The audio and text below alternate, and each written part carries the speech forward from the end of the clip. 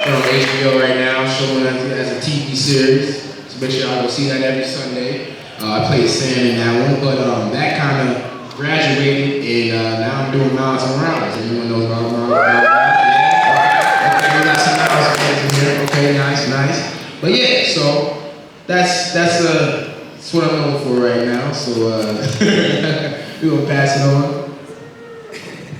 Awesome. Hey guys! So my name is Allison Packard. You might know me as Rose in Call of Duty Modern Warfare 2 that just came out. Or a lot of people came by the booth for Javanyan, for Yo Kaiwa. Yeah! Oh, that is awesome!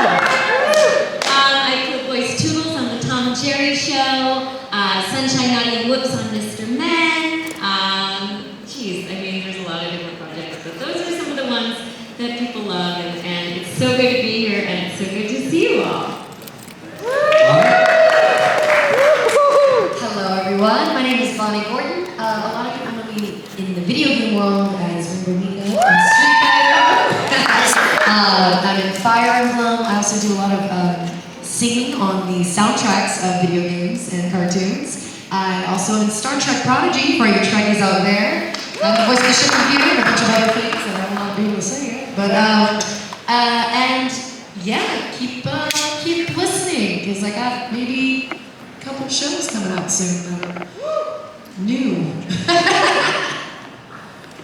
Hello, my name is Eric Bauza. I do a lot of voices, but presently, lost for Looney Tunes. I know I should probably not do that to the microphone. this whole company property of mine has my DNA on it. But yeah, I've done like a ton of.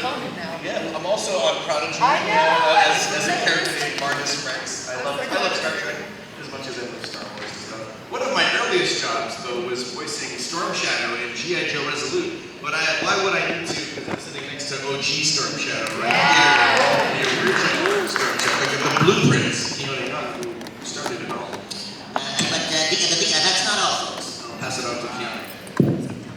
Hello. Can you hear me? I started in the 60s and 70s, so I've been with the Enter the Dragon, Bruce Lee, Kung Fu movies. Recently, Star Wars Rebels, Commander Sato,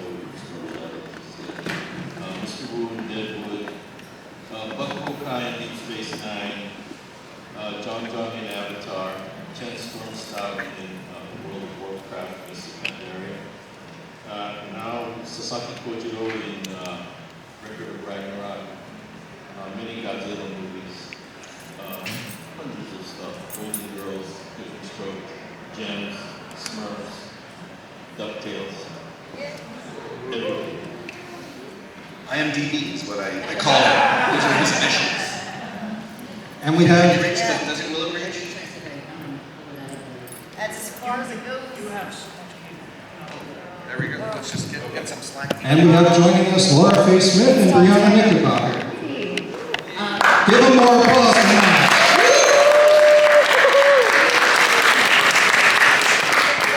Are we going to introduce ourselves? Yep, Okay. and tell us about some of the things that you do. I'm Laura Faye Smith. I do the voice of Princess Rosalina for Mario games for Nintendo, and I also do the voice of Noelle and Genshin Impact. And some TV film stuff. I play piano on Grin, playing music, getting that show. So that's me.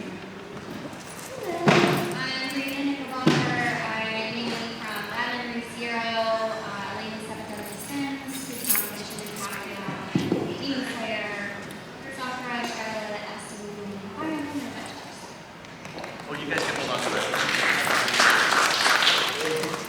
Now the next question I like to ask people is, what was your very first voiceover job, and how did it feel to be in the booth for the first time? Nachi? First actual voiceover was actually a theatrical film called Changeling with Angelina Jolie, but I was like 12, so I only kept that one. But no, stepping in the booth for Last of Us and Naughty Dog and playing Sam, that was incredible because that was my first game, that was my first vocab experience, and then just being so young and being able to do that, you get to be a kid again. You just get to be a kid again because it's the whole So, Neil Druckmann, thank you, love you, bro. But, he basically just saw how much energy I had and just threw me in there. And it's been like changing ever since, doing Miles kind of prepared me, doing Sam kind of prepared me to do Miles, just be more active on stage, and, be more active in the booth, and getting that voice out. So it's all, a building process, but you get a hand. Give us an idea of what it was like to be in the volume and put on the spandex. Oh yeah, Thoughts. it's an experience. Oh yeah, it's definitely takes some getting used to. The first day you gotta find your suit, find what fits you, get the dots on you, get wronged and all that stuff. So it's a whole process, but it's fun. It's fun. Like I said, it's a whole playground. So you're on there. You have boxes, and they say this is a car, this is a house. You know what I mean? So you have to use your imagination. That's where your imagination really kicks in. That kid imagination. So tapping into that, it's like you're kidding me. It's fun. It's just pure fun. Allison? Yeah, so my first job in Los Angeles, actually, I just moved up for my last semester of college, and I got this audition from Craigslist, mind you, and it was for a little video game that was kind of popular at the time called World of Warcraft. And I ended up auditioning just in a booth somewhere and booked the role of the female Blood Elf. And so that was like my first ever job in a video game, which was amazing because that was the first year I went to Comic-Con, and I just witnessed the hordes of fans of World of Warcraft, and it was my very first video game. Yeah. Did you get to work with Andrea on that for that first? No, this predated Andrea. Wow. Yeah, it's a long time ago. Bonnie? So, my first voiceover gig, I came out here in LA and was cast in a theater show. It was a 1920s radio play that was in front of a live audience with a bunch of voiceover actors you probably never heard about, like Matt Mercer, Taliesin Jaffe, Kyle Aber, Riff Raff in the VO realm. No, but they were all in this amazing cast of this radio play, and then me, and they were the ones who suggested, you should get into voiceover. And they were working on a small little indie game. I think Taliesin was associated with it in some way, and someone had dropped out last minute, so he recommended me for it, and that was kind of how I got my start. It was really, really luck of the draw, being in the right place at the right time. I think it was called Demon Gaze. I don't even, it was so, I'm not, it was a game. It was a good game, everybody. You should find it. But I played like 4 or 5 little demons in it, and it was so much fun. And yeah, that was my first role. Tell us about what your first Star Trek session was like. Oh dear Lord, it was incredible. I came in first with Star Trek Prodigy to voice Gwen. I was doing all the scratch for Gwen, and also doing the scratch for Captain Janeway, which was incredible. And so they just had me doing pretty much any voice they could at the time to give the animators something to work with, because Star Trek Prodigy was recorded all during COVID, so everything was completely shut down and remote. So honestly, the fact that I got to do Kate Mulgrew first, like all of her voiceover first, was a huge honor, because I'm a huge Trekkie. Can we hear Kate Mulgrew real quick? Sure. Oh dear. We won't. Oh gosh. Let's see if I can do it.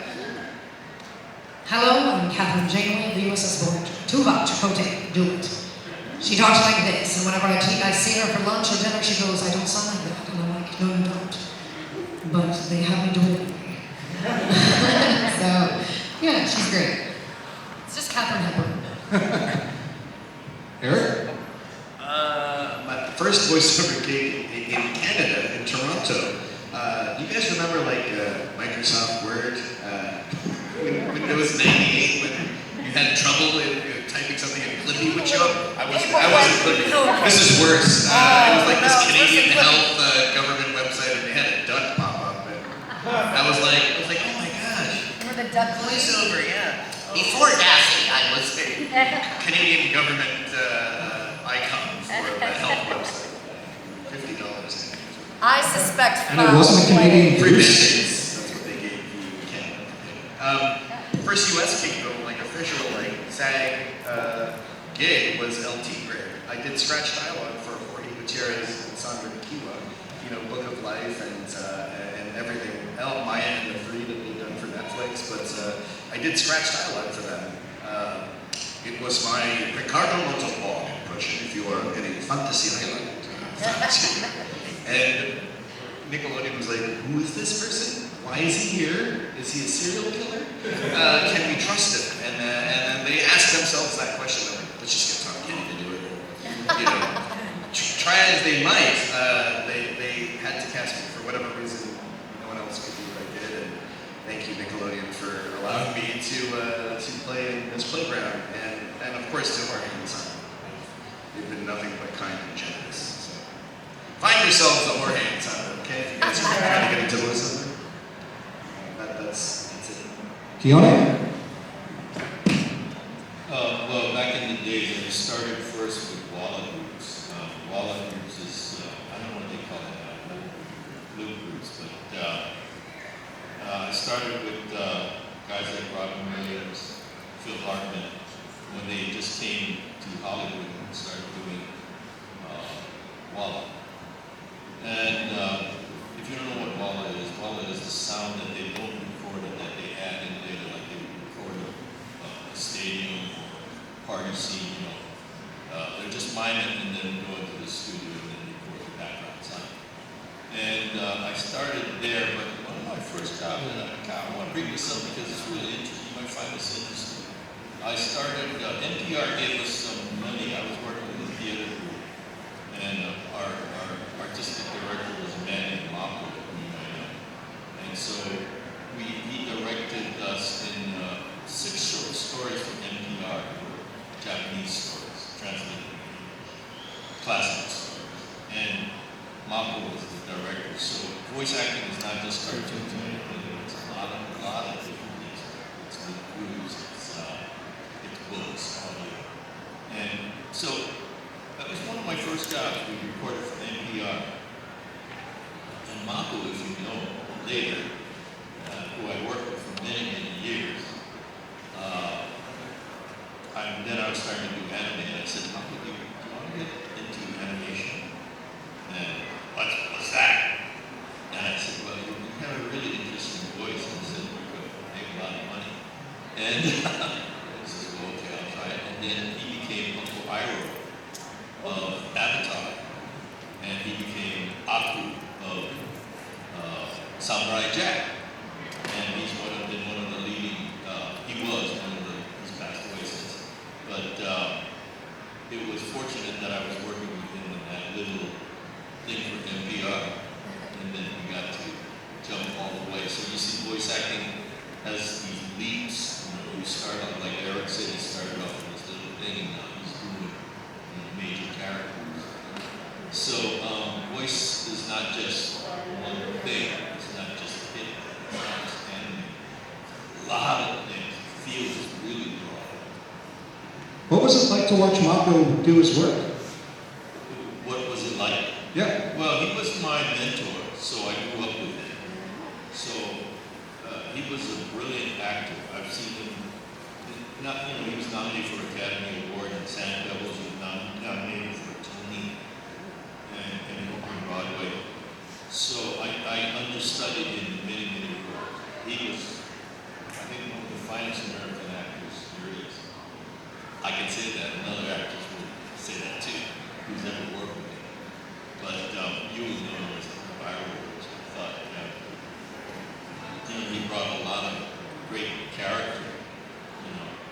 And when he sings that song, in Avatar, that has a lot of meaning for us because I remember him singing that song to his luncheon. And that's what we were. We were a theater of. He taught us. His thing was, acting is really not a science. It's not 1 + 1 is 2. It's 1 + 1 is 2.5 or 3. And he was always working on the abstract. And so he did a lot of things that was just, was not just logical, but abstract. And he brought a lot of great stuff. Laura? My first voiceover was wildly glamorous. I lived in Portland, Oregon, and that's a commercial town for the most part. Like, there are very little, when people think about voiceover and they ask about getting into it, they're not looking to get into the type of stuff I did when I started, which was the first thing I did was like an industrial training video for Kroger for their deli section. And I remember it was so glamorous, and I remember saying, it's like, the chicken looks really fresh. Like, it's like lines like that, and I remember the director was like, could you make your voice sound less caressy? It sounds like you're like sexy for the chicken. I was like, oh shoot, no. That chicken was really fresh. So that was like kind of the first stuff that I did because that was what I had opportunity to do. Like a lot of the really things people think about, like a cartoon, animation, video game, very, very hard to come by. Those auditions were few and far between. So like the first animation type thing I did was the Mario games. Those were recorded in Seattle. So they cast a lot from the Portland and Seattle area. So I will say, if you're living in an area that doesn't have as much industry as you have like here in LA, those could be your first jobs, but it was still good training. I did lots and lots of commercial work, and a lot of times you're a character. Like I can't tell you how many exasperated wives I played. Where it's like me and a guy playing the husband, and he's just an idiot, and I'm just like, oh, Stan, how come you never get it right? Like that kind of stuff. So that was my start, my unglamorous start, but it was a start. Brianna? My very, very, very first voiceover job was equally, was equally unglamorous. There's like another field in voiceover called explainer videos, where companies can kind of put together these online videos to explain what their business does. So I actually did just this one little set of explainer videos. But then my first video game was Mother of Myth. It was a mobile game that was based around the Greek gods and stuff. And I took the lead and it was really exciting. And I remember going in a binder and just thousands and thousands of loops. And I was like, well, this is terrifying. Great. And then my first anime was Alone in the Sea. If you have not seen that, I highly, highly recommend it. It's like legitimately stunning. What was it like working with Tony and Wendy on that show? Amazing. Tony is known for renowned as being the anime dad for everybody, and he's just, oh my god, he's such a safe space. I really look up to my Now we've talked a lot about voiceover, and as you can see, everyone's path was a little different. There's no two paths are the same. So how would you like to see these guys do some voiceover and do a little bit of cold reading? You're supposed to be more excited. I know it's only 11:30, but This is great. Bonnie talked about doing a 1920s radio play, so we're going to do a 1930s radio play today. We're going to do episode 1 of Flash Gordon. Yep. This is exciting. And I have scripts to pass along to everyone. Brought to you by Kroger. Sexy for the chicken. Sexy chicken. Bowser has done the script with me before. He will be playing something a little different this time around. But the role of our announcer will be played by Keone Young. Announcer. Next, we have Flash Gordon, who will be played by Najee Jeter. Next, we have Dale Arden, who will be played by Allison Packard. And we have our evil Emperor Ming, who will be played by Eric Bowser.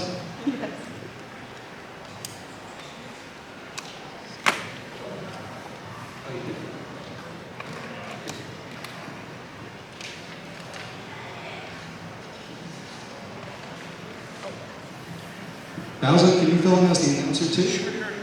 Appreciate it. Next we have Brianna Knickerbocker, who will be playing Zarkov, our scientist. And we have Princess Aura, who will be played by Bonnie Gordon. Princess. And finally we have some double casting with Prince Boone of the Lineman and our slave, who will be played by Laura Faye Smith. Give you a little bit of time to read over the script, and whenever you're ready, Bowser, you have the first line. So